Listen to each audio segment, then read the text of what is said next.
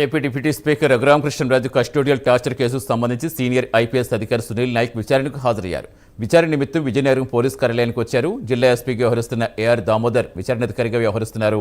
సాయంత్రం విచారణ కొనసాగే అవకాశం ఉంది. మరిన్ని వివరాలు విజయనగరం నుంచి మా కరెస్పాండెంట్ నాగేంద్ర ప్రసాద్ అందిస్తారు. స్పీకర్ రఘురామకృష్ణరాజు కస్టోడియన్ కేసుకు సంబంధించి ఈరోజు విజయనగరంలో విచారణ జరుగుతోంది. ఈ విచారణకు సీనియర్ ఐపీఎస్ అధికారి సునీల్ నాయక్ ఈరోజు హాజరయ్యారు.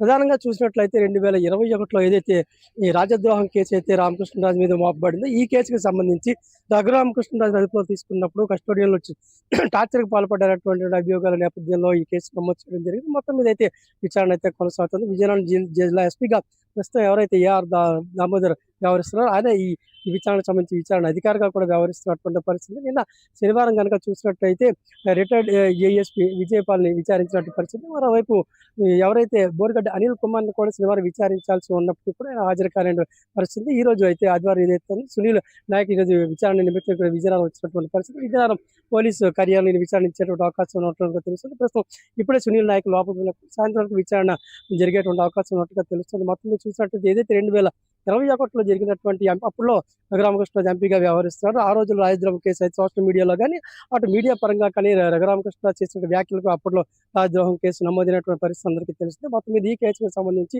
ఏదైతే రఘురామకృష్ణరాజు అదుపులో తీసుకున్నారో అప్పుల్లో కస్టోడియన్ టార్చర్కి పాల్పడ్డటువంటి నేపథ్యంలో జరుగుతున్న విచారణ ఈరోజు విజయనగరంలో జరుగుతున్న పరిస్థితిని మనం చూస్తున్నాం. కెమెరామెన్ కిషోర్తో నాగేంద్ర ప్రసాద్, విజయనగరం.